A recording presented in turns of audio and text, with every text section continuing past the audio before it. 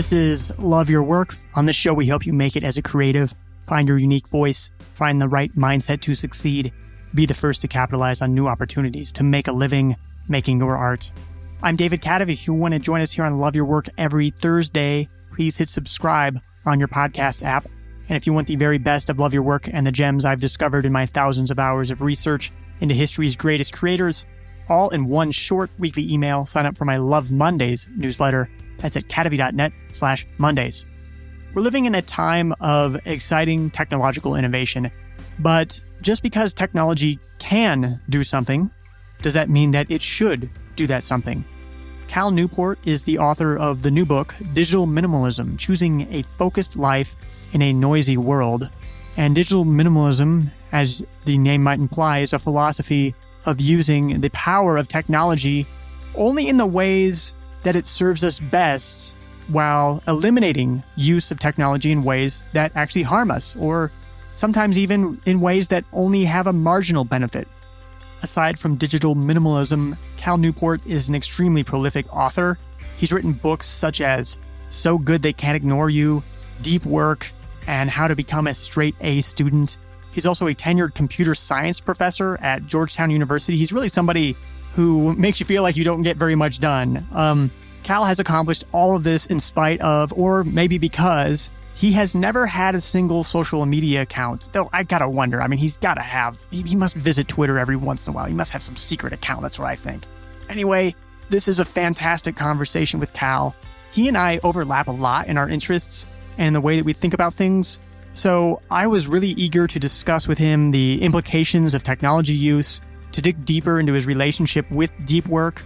And if you listen to Love Your Work regularly, you know that I'm always searching for ways to get more out of my mind. And I'm always searching for ways to maintain a healthy relationship with technology, because when you're doing creative work, you need to use technology, or maybe you don't need to use technology. It certainly helps to get your creative work produced and to help get that work out into the world. But at the same time, that same technology that you use to do that creative work can also distract you from doing that creative work. So that's what's going to be so interesting about this conversation, is exploring that. You're going to learn, how did we all get so addicted to Facebook? Now, for many of us, it was an accident. For Facebook, according to Cal, it was no accident. And how do Amish communities survive? They survived hundreds of years, despite being surrounded by a world with a rapid pace of technological innovation. It turns out that it's all about using technology for its benefits without damaging the community. And Cal goes beyond deep work to talk about the different flavors of deep work that he uses to power his wildly successful career as both an academic and an author. I think you're going to see a lot of parallels between what Cal reveals and some of the things I've been talking about mental states for optimizing creative productivity. It was really wonderful to be able to ask him about that and the way that he thinks about deep work now that that book has been out for several years. So here we go. Here is Cal Newport.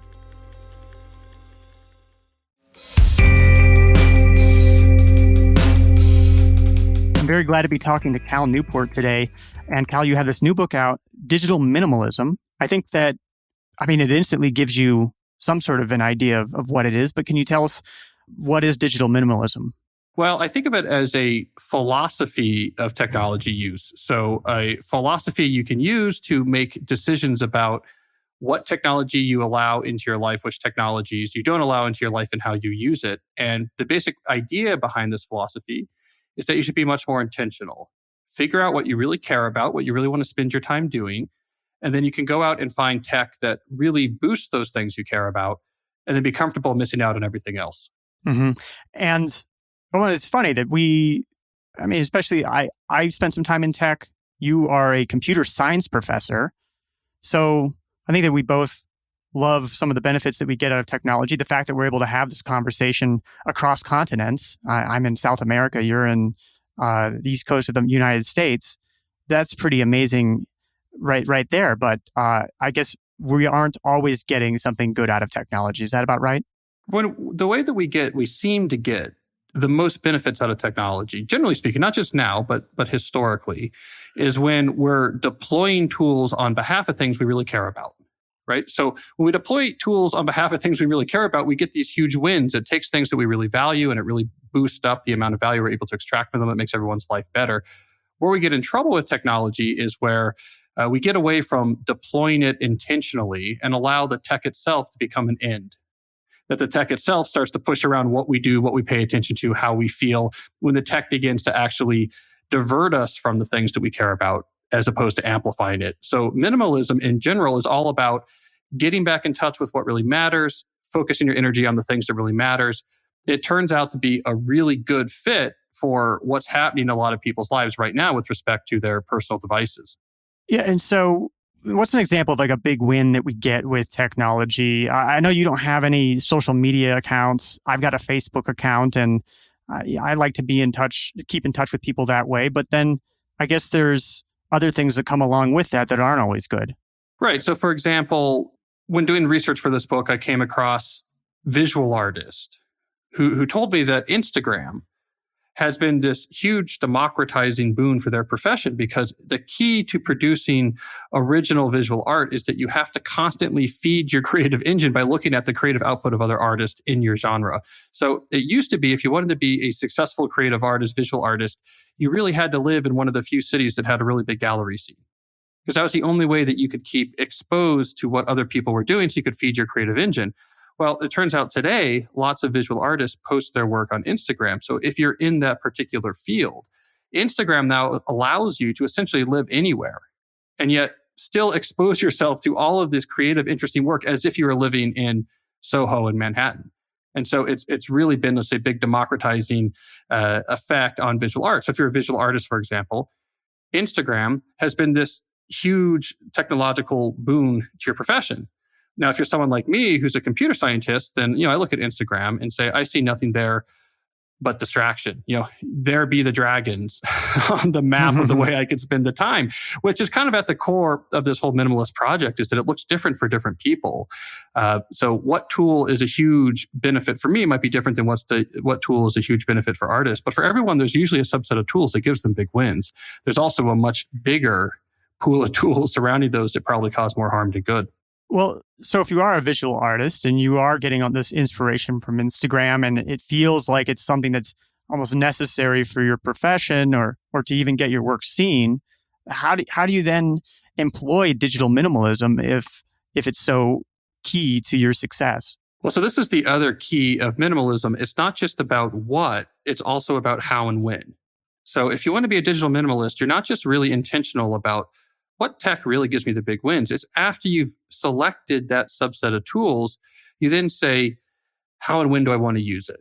And even just to ask these questions, you have to know why you're using it. So, you need this sort of minimalist foundation. So let's take the visual artist example a little bit further.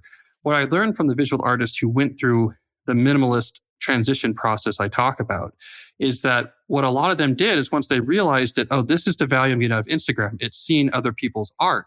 It became much easier for them to figure out the optimal place that Instagram should play in their life. So a lot of these artists, first of all, took it off their phone because there's no reason for it to be on their phone. If it's on their phone, it's a source of distraction. It's maybe keeping them away from things. And they're happy to maybe have to download the app once a week when they want to take a picture of their own art or something like this. They're happy for a little bit of inconvenience there because they don't want it to be a distraction.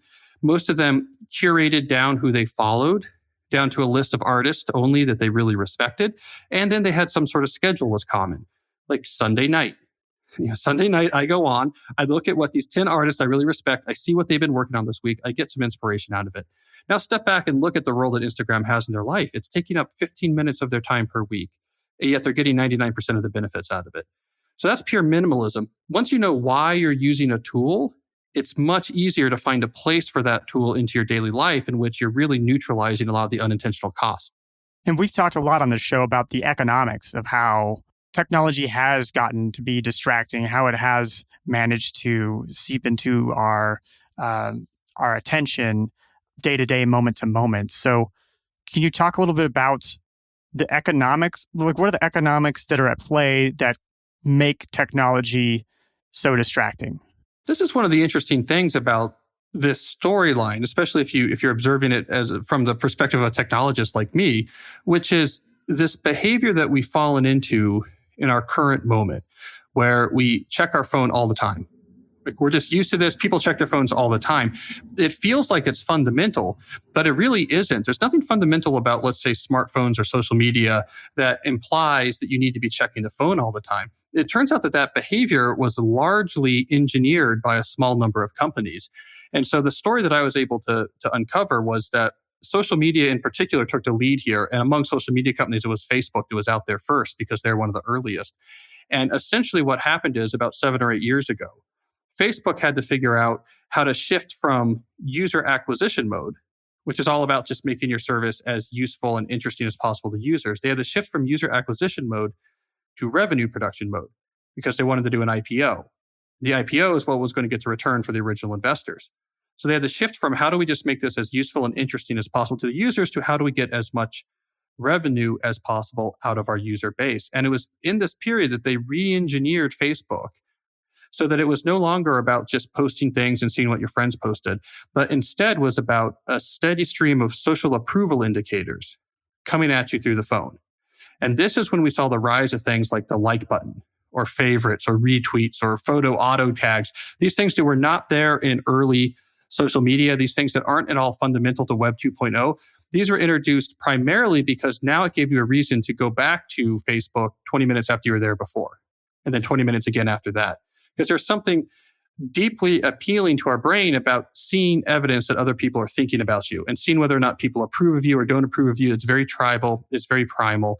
And so the whole social media experience, and then after that, most of the attention economy got re-engineered to be about the phone is a portal to this constant stream of social approval indicators. And sometimes there's a lot, sometimes there's not that much. Sometimes you'll discover that people are really happy about you. Sometimes you'll discover there's people who are mad at you, and it's waiting there. And every time you hit one of those icons, you get to see what's going on. This was massively lucrative for those companies. That's why Facebook's valuation shot up as high as $500 billion, which is astonishing. It was massively lucrative, but it had this huge cost for users because it changed tech from the sort of instrumental thing. I use this to do this. I use Skype to talk to someone. I go on the Facebook because I'm trying to find this particular friend. It changed it from this instrumental thing into a sort of compulsive lifestyle where we look at it all the time and begin to eat away time that we used to spend on other things and begin to make people feel as if they're almost losing their autonomy. And so it was the economics of these attention conglomerates having to shift from user acquisition to revenue production mode that completely changed our relationship with technology in a way that was not at all with our interest in mind, and I think is making a lot of people unhappy. Well, and doesn't it also have a lot to do with the way that we behave as consumers? I mean, if it had been a viable model for Facebook to say, hey, you know what? You are just going to have to pay for this service, and then we would all pay up, and then Facebook would be able to thrive as a business. But we, at least in the past, were not willing to do that. Do you feel like that plays a part in this? Well, I mean, it's an interesting question, right? Because if, let's say Facebook said we're going to charge $5 a month or something like this, they would probably see their user counts plummet down to something that is like a fraction of what it is now. But on the other hand, I think that's kind of telling, right? Because that's actually saying something like about the amount of value that the average user is getting out of the service, that if you put even a little bit of a price tag on it, then people's willingness to pay for it would probably plummet, which is different than other things. When we think about TV, people happily pay relatively large monthly fees to get various packages of TV channels and shows. I mean, it used to be free, of course, over the air, but as we shifted to a cable and premium model, people were happy to pay for it. So it served a value that people found hard to replicate. But for a lot of these social media services, it's kind of the only way they could survive because they weren't valuable enough. I mean, this is the Facebook problem, is that it's dispensable. Mm-hmm. This is the big problem that they faced, which is it doesn't play a role in most people's lives that's all that crucial. And when people leave Facebook for whatever reason, they typically don't even notice. It's like, okay, I guess I don't do that anymore. So that's a really big problem for Facebook. So they have to keep it free. They have to try to keep it appealing because it's just not important enough for people that anything else is going to work. And so it is kind of on us in some sense. It's also kind of on them. But I think the fact that they have to stay free to survive should be a signal to us that we're probably not getting that much value out of it. I think that's an interesting observation. It's one I hadn't really considered that, hey, that might say something that if Facebook were to start charging, that their user base would plummet. But to what extent do you accept the, I guess, tragedy of the commons hypothesis about it or explanation? So in this case, who are the farmers using the field? This would be the users. I'm trying to unpack the analogy here. Yeah. Right. Yeah. Sure. So tragedy of the commons would be like that Facebook is the farmers using the field, and that if maybe I'm thinking of it more as because there's a network effect to Facebook, right? So the farmers using the field are the users, and if they decide, hey, you know what, I'm not going to pay, well, then I guess they're not using it anymore. Maybe I'm thinking more about like this podcast because myself as a creator, this is something I've been looking at really closely. Is that media? There is this. We had this wave of people expecting all media to be free, and anybody who's trying to get attention is at the mercy of network effects in a way. And that if something is free, it can spread more easily. I know you have a blog that helps your work spread. I know you don't have the social media accounts. But then you get into something where you have something like this podcast where there's people enjoying it. It is seen as, oh, this is going to be a marketing thing. And if you were to start charging for it, then you just wouldn't, it would probably die because people would stop listening to it.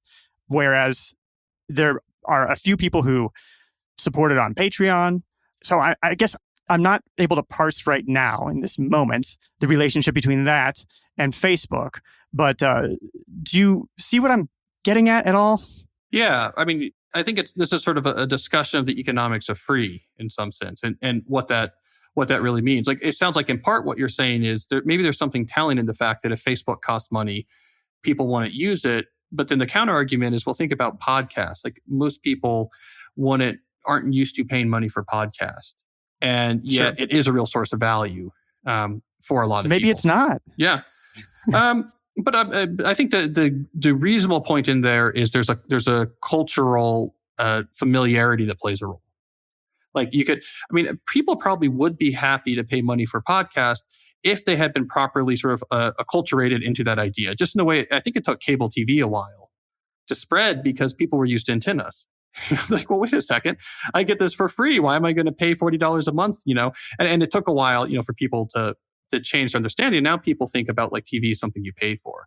So, I do think that's an interesting point. But going back to the original issue of, is it inevitable that an attention economy platform like Facebook, a social platform, has to become rapacious in terms of how it tries to harvest attention? It has to make itself purposefully addictive. It might be unavoidable. I mean, I think that the thing that makes it necessary is once you make the decision that you are going to take, let's say, venture capital, and then there's going to be an expectation of a potential unicorn scale return. Because if there's an expectation of a unicorn scale return, that means you're going to have to go public. You're going to have to be a really large company. And once you're public, you have a fiduciary responsibility to make as much money as possible. And if you're offering a free service in the attention space, that means you essentially can't avoid doing what all the social media companies did, which was make their products addictive, right? Just like if you're Exxon and once you've gone public, you can't ignore better oil extraction technology. Because it's going to make more money for the shareholders. There is an alternative model, however, where it's still free, but there just wasn't a need to take venture capital or go public, right? Like, this was the big take on Twitter, because I went public a little bit more recently. It was making a lot of money and for its employees and for the early sort of non-venture investors. It was like a very profitable service. But once they went public, I mean, everyone was making millions and millions, like $50 million a month or something. But once it went public, it was like, no, that's no good. You have to be a massive platform, right? Mm-hmm. And so those type of pressures are, I think, create an interesting dynamic when the thing being extracted is people's attention. Right. And it's like the more layers of management you place between people doing the work and the people collecting the money, the more it seems like it's easy to start to go for the short-term gain that might not actually be good in the long run for society at large. Well, and this brings us back to your tragedy of the commons analogy, I think, which is In the short term, it's okay, we have to have revenue growth. Our shareholders expect it. It's a public company. We have a fiduciary responsibility. And you have all these levers you can pull in terms of exploiting people's psychological vulnerabilities to get them to look at their phone more, to look at their account more, to interact with their account more. But the tragedy of the commons is that what eventually happened, which is what's starting to happen right now, is that they become so good at it that the users can't ignore it anymore. And that's why there's that sense of revolt in the air, is that there's a lot of people who signed up for these services years and years ago just because they were interesting. And now they're looking up and saying, wait a second, I'm getting this screen time report from my iPhone now. It says I'm looking at this for 6 hours a week or 15 hours a week. They're getting too good at extracting time and attention. And so then maybe that's a good application of the tragedy of the commons analogy, is that all these companies are keep trying to one-up each other and how much they can grab people's time and attention. They're getting really, really good at it. Well, the commons is societal fabric. Yeah, and also people's heads. Societal fabric, people's heads, their autonomy, their sense of freedom, like all this. Like everyone, we're in the middle of the field and we're looking up and saying all of our grass is being chewed away by the proverbial sheep here, right? You grew last quarter because you made this more addictive, but now I'm using this 5 hours a day or something. And that societal fabric is made up of our heads. And it's interesting that, yes, so we need to increase profits this quarter. So we've got this algorithm that's going to help us increase the amount of attention that we're able to mine from people. And then the byproduct of that is that it becomes that algorithm then decides that there's certain emotion, or doesn't decide, it's like the byproduct is that certain emotions are elicited, such as anger or rage or indignation, which then pull in the people to get the attention. Like, is that intentional, or is it just a byproduct of the algorithm? Well, there's two forces at play that I think are relevant to this analogy. So one is the intentional engineering of the product to be more addictive. And this is something that's actually done intentionally by the attention engineers, right? This is like, let's introduce the like button.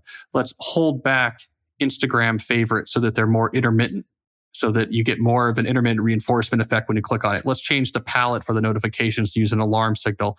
Let's introduce bottomless scrolling because of the way it plays with your satiety centers, right? So there's features that are baked in purposefully to make the service more addictive. And the side effect there is that people use it more than they want to, and it makes it unhappy.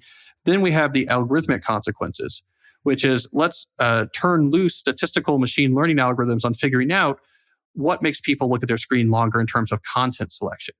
And that creates these sort of unintentional consequences, which you're talking about just now, which is, well, it turns out the algorithm discovered, sorting through the statistics, that outrage gets people looking at their screen longer. People being really upset gets them looking at their screen longer. And now you have this sort of polarization of the world, this outrage fueling at the very edges of extremism and hate. All this is going on as an unintentional consequence of taking a massive platform and turning loose an algorithm that says, see what makes people look at their screen number. Here's a number, the average time to look at their screen. See what makes that number go up. And we look up, 10 years later and we see a country divided. Right. So we need quarterly profits. So now we need more attention.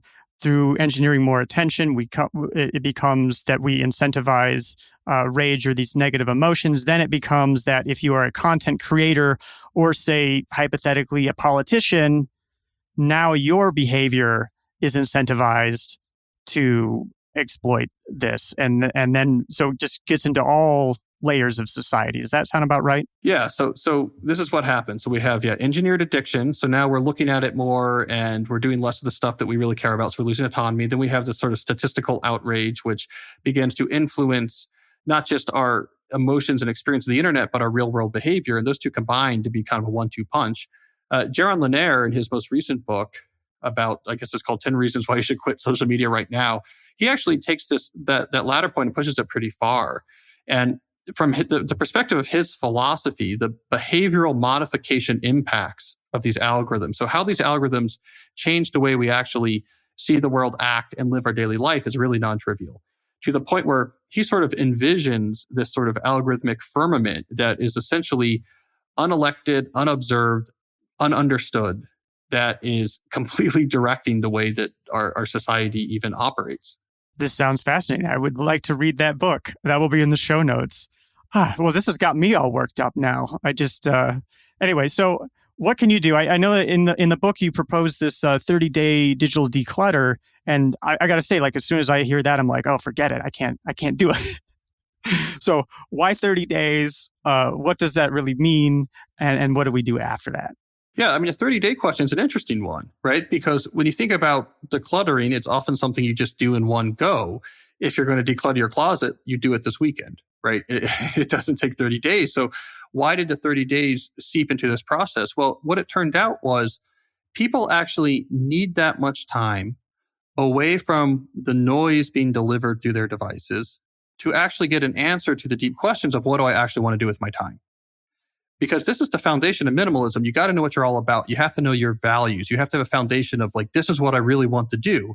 Once you know that, then you can put tech to work on behalf of things you care about. It's very sustainable. It makes you much happier, much more satisfied, and you're a much healthier relationship with your tech. But you have to have that foundation of this is what I actually want to do. This is what's really important to me.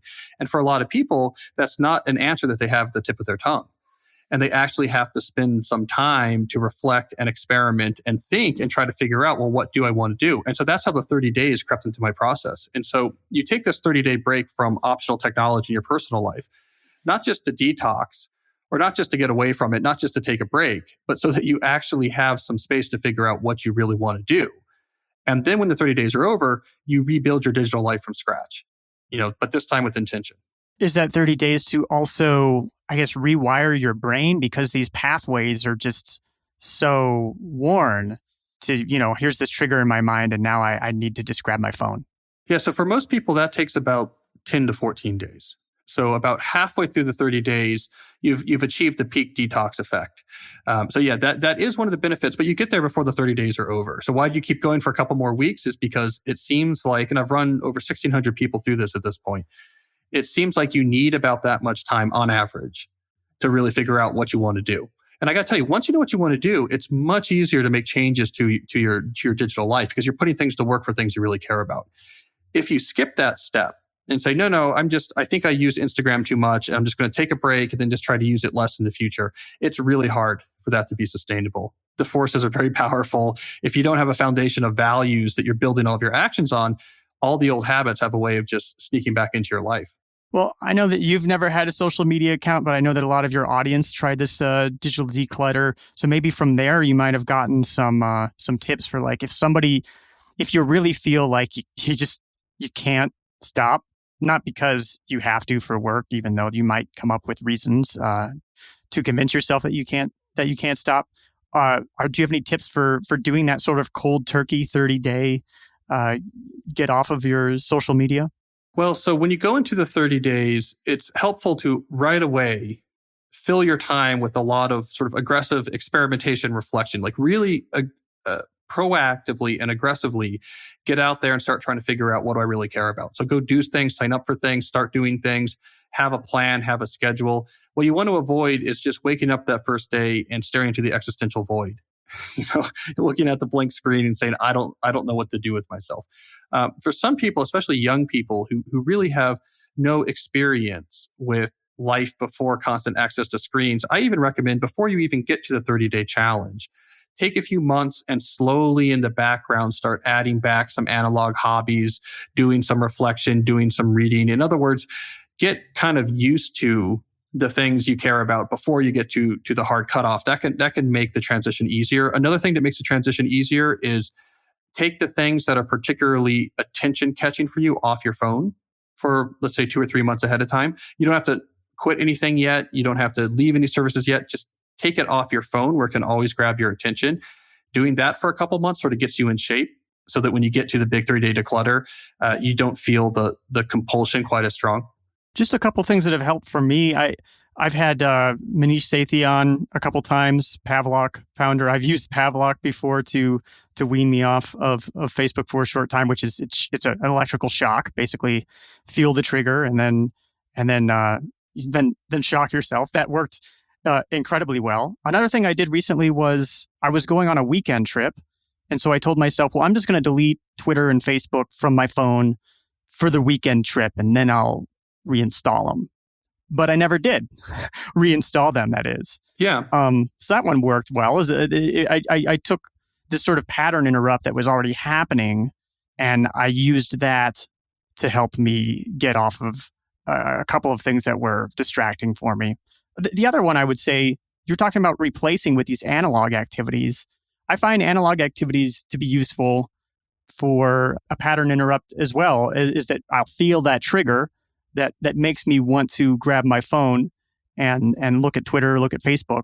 But maybe if I have a physical book with me all the time, and I give myself permission to pick up that book and start reading anywhere and read as little or as much as I possibly want to, just as I would do with Facebook, then suddenly just the design of the book, once it's in my hand and in front of my face, causes me to go into a more focused state. I don't know if you have any comments about any of those. Well, both those habits I've seen people have success with. So I think of the first thing is engineered friction, right? So you engineer enough friction that something can't become a knee-jerk anymore. So the example I'm more familiar with for my own work is when I have people with Facebook in particular take it off their phone, access it on their computer, and not save the password. So they have to type the password in, right? So they have to log out and then type the password in each time they log on. And this is actually an experiment I did back with my last book, so a while ago, but I had a lot of people who were telling me that Facebook in particular was very important to them. So I said, great, I want you to take it off your phone, but don't worry, you can use it as much as you want. Just do it on your computer, don't save the password. And they were convinced. All right, I mean, this is stupid. I'm going to be on my computer a lot. Like, Facebook is crucial to me. I couldn't possibly leave it. And most of them never touched it the whole month.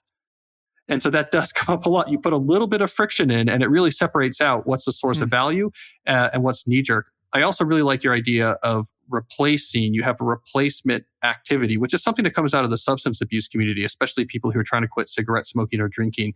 They found this to be very successful, where you have to replace the triggers that once would drive you towards a cigarette or a drink with something else, and then you get used to whatever that something else is.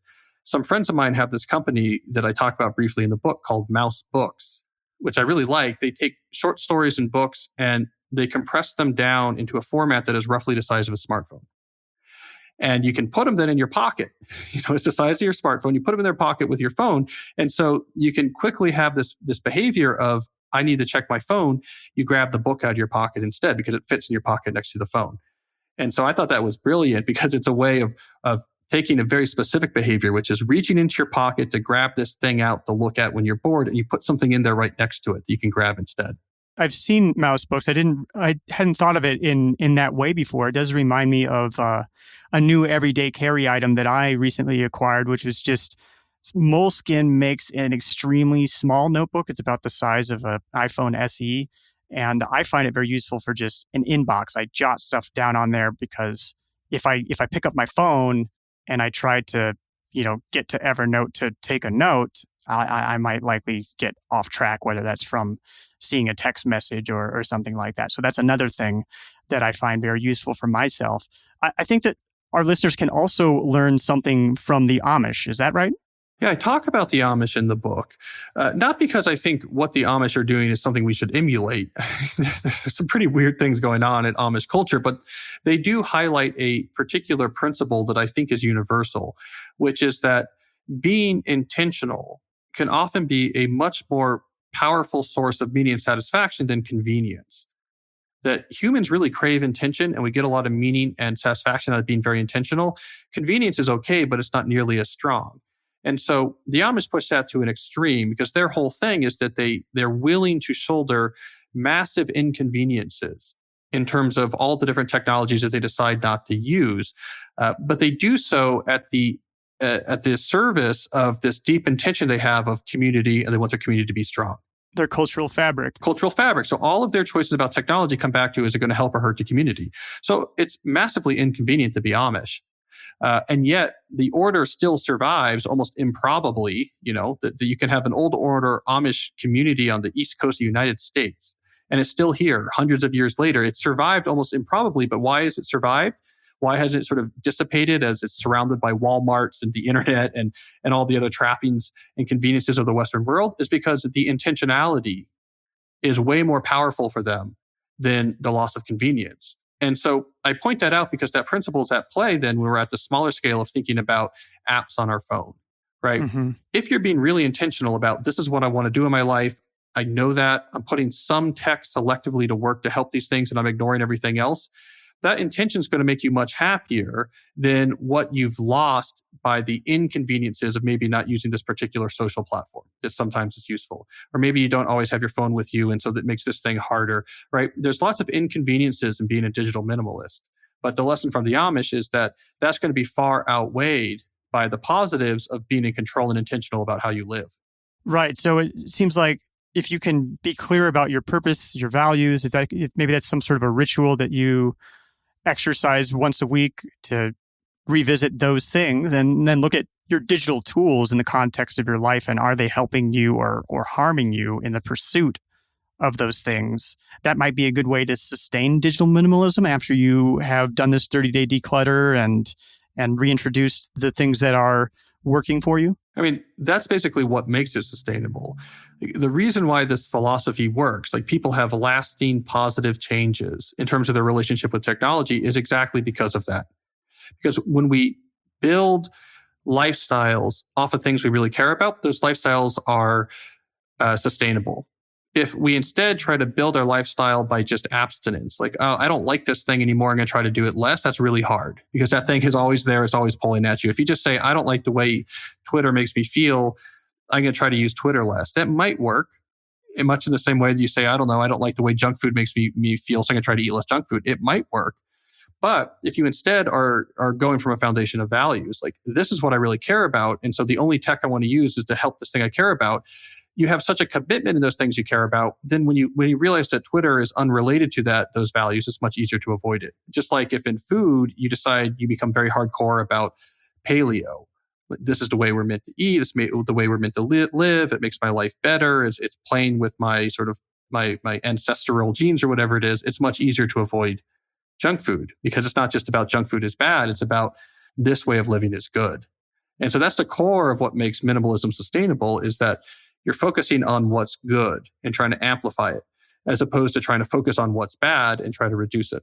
I think that we've presented a lot of different things that can help our audience understand what digital minimalism is, how we've arrived where we are, what sort of steps they can take to integrate it into their lives and to sustain it in their lives. They should definitely check out the book. It's a fantastic book. I'm curious, just you as a technologist and as a philosopher of the relationship between technology and humanity, I kind of wonder what your thoughts are about technological innovation at large. Like, we have wonderful innovations, and like I said, I'm in South America. I moved down here in part because I wanted to live in a place that was less tech obsessed. And sometimes I feel like I see humanity at large obsessing over technological innovation or technological, what they might see as progress.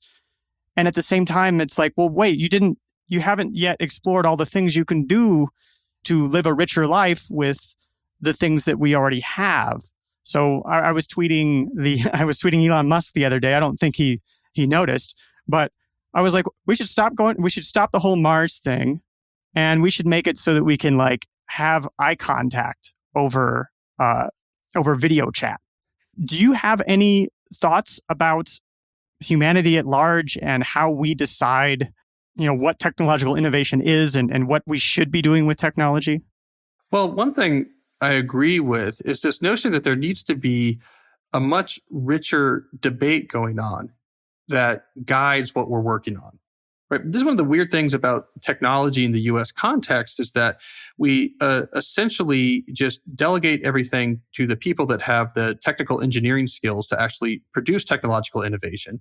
We delegate any serious thinking about what innovation we need or what's useful. We delegate any serious thinking just to these same engineers, which are not in any way a sort of representative cross-section of the country, and they're not in any way like particularly well equipped to understand issues of philosophy or human satisfaction or flourishing. And I think that disconnect can cause issues. We saw a lot of that occur in the sort of mobile internet revolution of the last decade or so, where we had all this money and attention and bright minds go into trying to build the most sticky possible attention platforms. And where do we end up? It's like, was that all worth it? I mean, it generated a lot of money, but we already had the social internet. We already had the ability for people to find each other, express themselves, connect, and connect and find interesting ideas. Like that was all out there. We have these universal internet protocols. So like, was all this worth it to have Twitter? I mean, so I think that's an issue. And the other issue, which is really where I sort of specialize in my thinking on philosophy and technology, is that I think we underestimate the degree to which technologies can have these unintentional consequences or nonlinear responses. We're too much in this, what's called the technological instrumentalist frame of mind, which sees technology as completely neutral. Mm-hmm. And all that matters is how people use it. What technology do I use? Why did I use it? Why did I develop it? Technological instrumentalism just cares about the people itself and sort of sees technology as these sort of neutral tools that people put to use for various reasons. And engineers like to think this way. They're very precise. They're very optimal. They think, well, if this technology is giving you trouble, it's because you're using it wrong. Like, if it's not good, then stop using it. But there's this other school of thought, which I subscribe to a little bit older, called technological determinism, that says, no, the tech itself can have huge impacts on culture that are not decided on by anyone. They're completely unplanned. They're completely unintentional. And we have to be really careful about that. And I see that all the time now in the modern techno world, especially in the space of digital networks where my home specialty lies. And so this is the other thing I don't think we think enough about, which is you can invent something and throw it into a human cultural ecosystem. And it can have radical consequences that no one chose, that no one wants, that weren't intentional, that's not making anything better. That it's just technology can do this. It's as if it has a mind of its own. It doesn't really. I mean, what's really going on here is these systems are dynamical and unpredictable. So you change the forces, you have unpredictable outcomes. But it seems like, in a lot of cases, that it's like the technology has a will of its own. It's not always with our best interest in mind. And so I think both of those things are really relevant to our current moment, which is we need more people involved in thinking about what technology we need and why. And we have to be much more wary about the sort of determinist forces of technology. You invent something, you step back, and you realize it made a massive change without our permission. When that happens, we should be willing to say, okay, we need to push back or change something seriously. Well, to think about this deterministic idea on like the most basic level, I'm imagining a chimp fishing ants out of an anthill, but she's holding a stick. And so the moment that she begins holding this stick, she can't use her hand for something else in that moment. Is that kind of what you're driving at? Is that when we decide to use a technology, it's at the expense of something else. It's almost impossible to interface, or maybe it is impossible to interface with a piece of technology without losing some other inherent ability. Well, I agree with that. That is true, which is why we have to be more wary about what tech we're developing and for why. But determinism can actually be even more dynamic than that. And so the classic example of technological determinism was a book that a historian named Lynn White Jr. wrote called, I think it was called Social Structure and Medieval Technology and Social Change. Mm-hmm. And basically what he tracked back in this book is he says, okay, here's what happened in Europe in the medieval period. The stirrup, for a horse, the horse stirrup made its way to Western Europe. And as a consequence of this, we got feudalism. Like no one ever said. Can you unpack that for us? Right. And so he unpacks, the whole book unpacks it, but basically he unpacks how, okay, you have the horse stirrup. What does the horse stirrup allow? Well, it allows for you actually to have knights, right? You can have people in armor on horses in battle because the stirrup keeps them on the horse when they strike someone with a lance, right? Before there are stirrups, if you tried to fight from on top of a horse, especially if you're in heavy armor, you hit someone and you're falling off the horse. Well, putting armored people on a horse where they can strike and stay on the horse, these were like shock troops. It was like the panzer units of the medieval times. They're incredibly effective. It would allow you to decimate the other army. So everyone had to have these sort of mounted armored shock troops. Well, it's expensive to actually support these sort of mounted armored shock troops. Feudalism turned out to be an economic configuration where you break up your land, and here's the barony, and in the barony you have these sort of lesser gentry, and the peasants serve them. And this worked out to be a good way to actually spread out and support knights, armor shock troops. And so it became an almost necessity that they had to shift to that economic system because it was the only way to actually have that war technology. And if you didn't have that war technology, the next guy who did was going to take over your whole kingdom. And so no one sat back and planned it. So what's like the modern equivalent? Well, I'm working on a book right now about email. And something similar, I'm convinced something similar happened in the modern knowledge workplace when email came along. You introduced the ability to do low friction digital communication. And it ended up completely changing the way people worked to this current mode we have today, where all you do all day is communicate. Just messages back and forth, talking all day to 100 different people, inboxes with thousands of messages. And we all convince ourselves, well, this must be more productive. Someone must have figured out this is a better way of working. Of course, this is what you would do if you have email. But if you really dig deeper, it's been disastrous for productivity in an economic sense. It's not making us better at working. No one likes it. You can find these case studies of particular companies where they trace particular email habits and find the entire thing is emergent.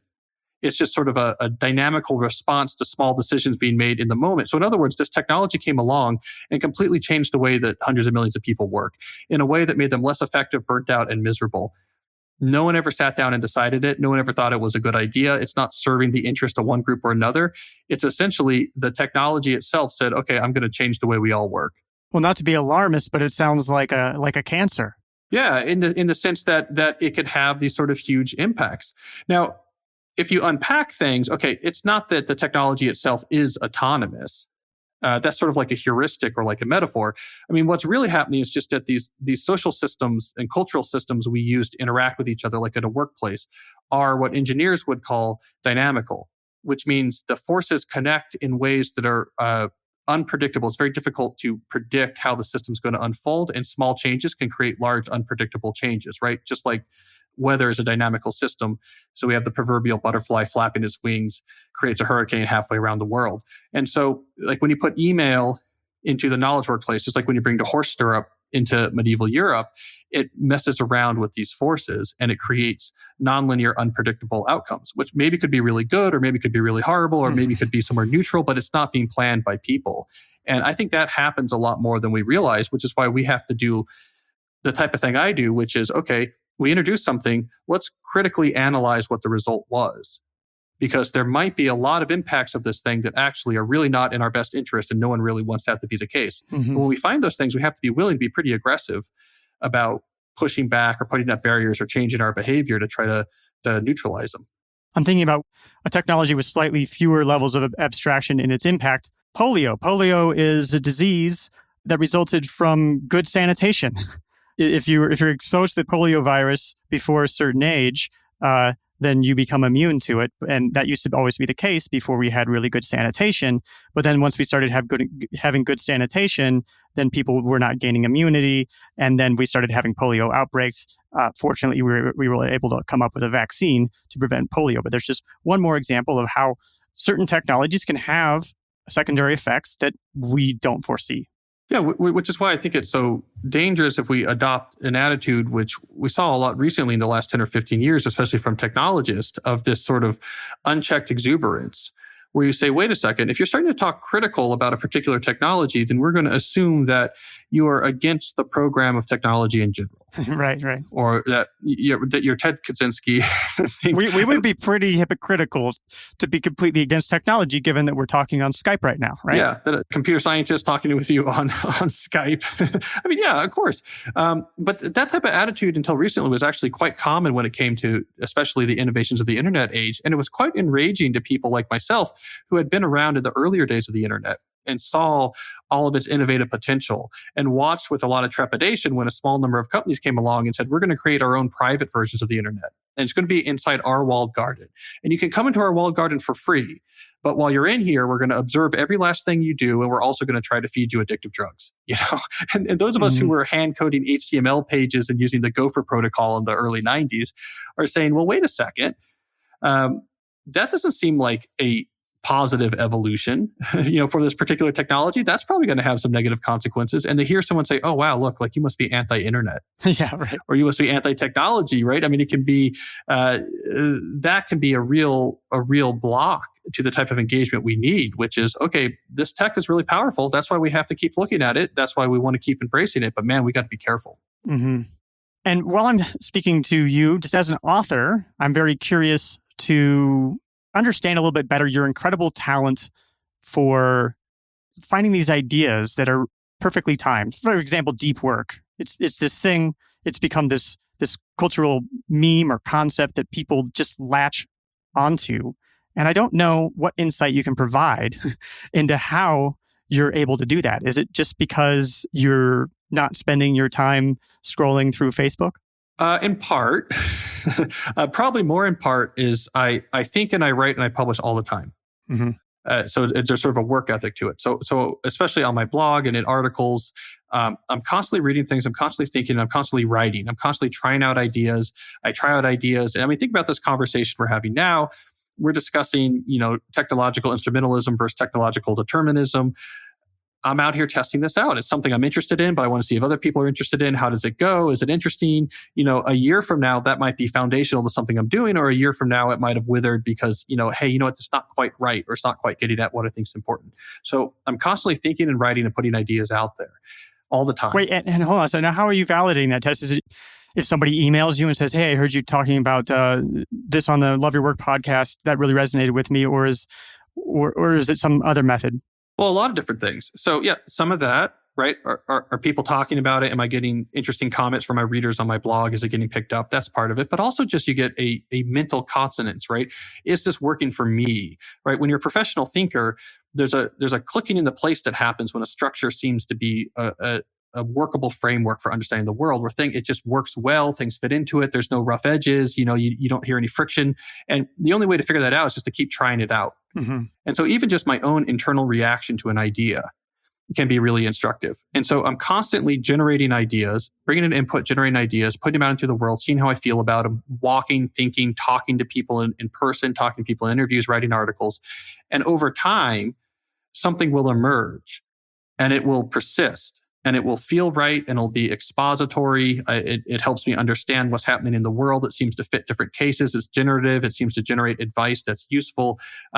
More evidence is gathered that really seems to support it. And when I get one of those, then I write a book about it. Mm-hmm. So you're familiar with Isaiah Berlin's idea of foxes versus hedgehogs? Yeah.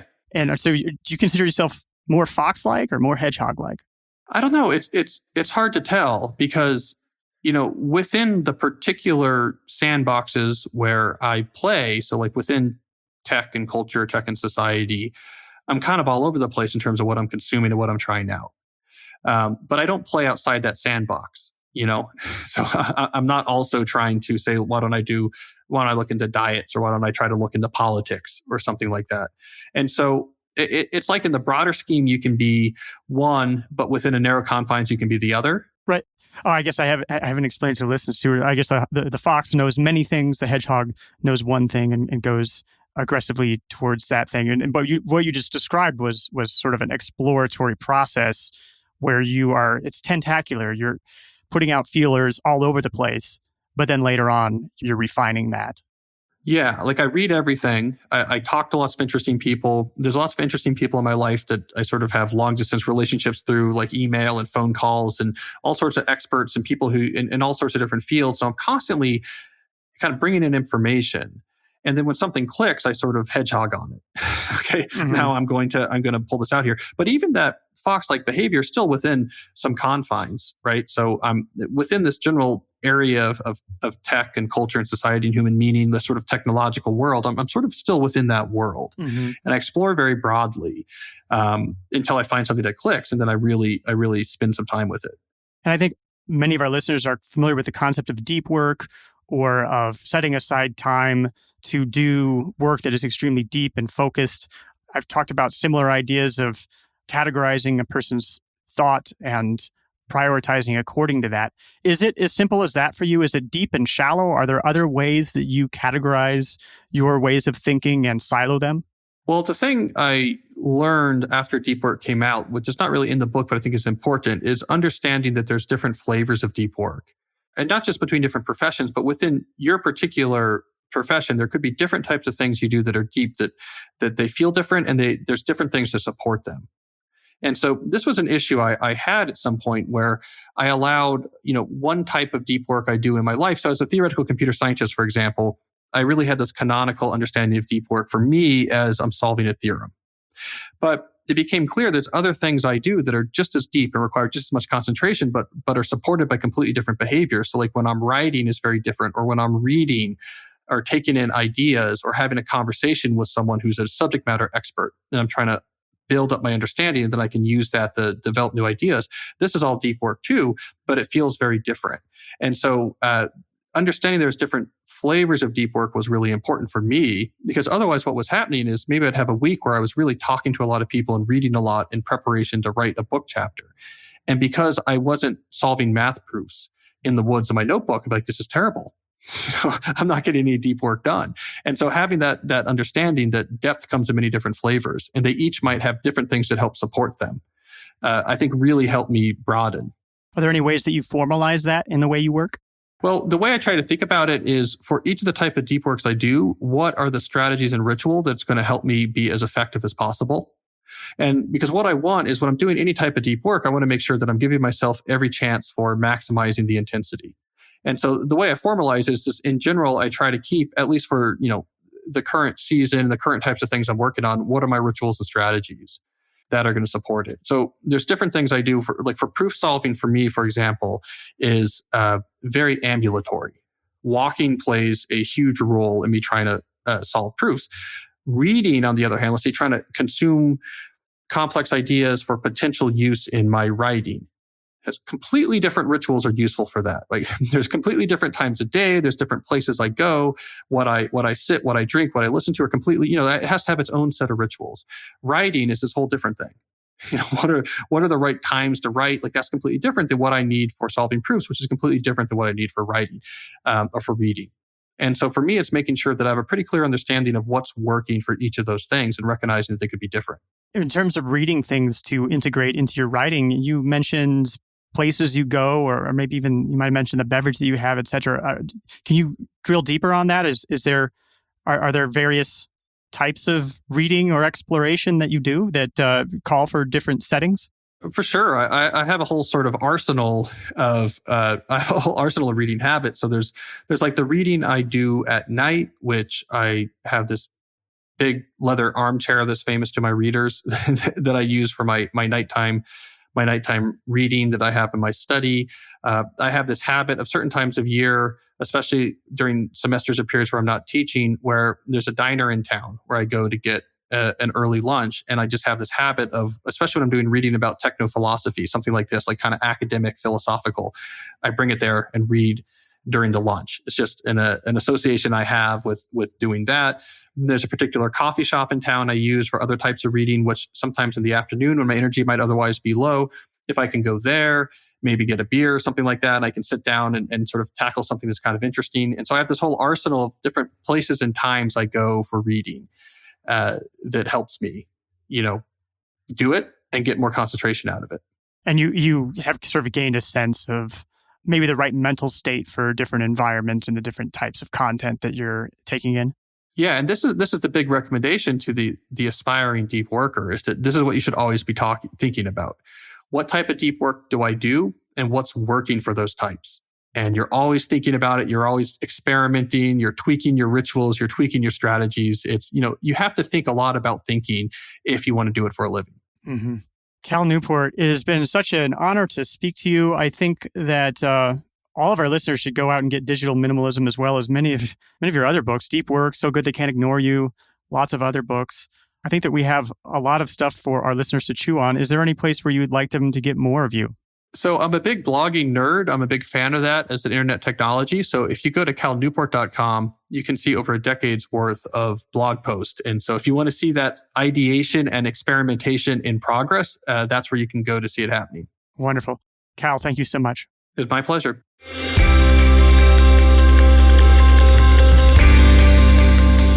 Is Love Your Work helping you find your unique creative voice? Does it bring you the inspiration and motivation you need to become the creator and human you want to be? If so, please be a part of making this a special and nourishing and thoughtful show. Support the show on Patreon. You'll be an even bigger part of this show than you already are. If you contribute just a coffee a month, you'll be helping support the hosting and production of Love Your Work. Everyone has some unique creative gift to offer the world. Together, we can give people the tools they need to bring that work into the world. The world will be better off for it. Visit our Patreon page at patreon.com/Cadavy. This is a different kind of model for supporting the work that you love. The choice is yours. Vote with your dollars. Put your money where your mind is. and keep Love Your Work going. Visit our Patreon page at patreon.com/Cadavy. As a thank you, you'll get early access, bonus content, and a discount on Love Your Work merchandise. Learn more at patreon.com/Cadavy. That's patreon.com/KA, D as in David, A, V as in Victor, Y. And if you can't support the show financially, and you've listened to at least 3 episodes, can you do me a favor? Write a review on Apple Podcasts. You can consider it your donation to help support the show. Love Your Work is brought to you in part by our Patreon supporters, such as mini sponsors Roxana Maynard of Agility Alchemist at agilityalchemist.com and Paula Spriggs, and top supporters such as Jeffrey Mason and Vitas Pinkovicius. This has been Love Your Work, and I'm David Cadavy. The theme music for this show is At Sea by Dorena from the album About Everything and More by arrangement with Deep Elm Records at deepelm.com. Love Your Work is a production of Cadavy, Inc.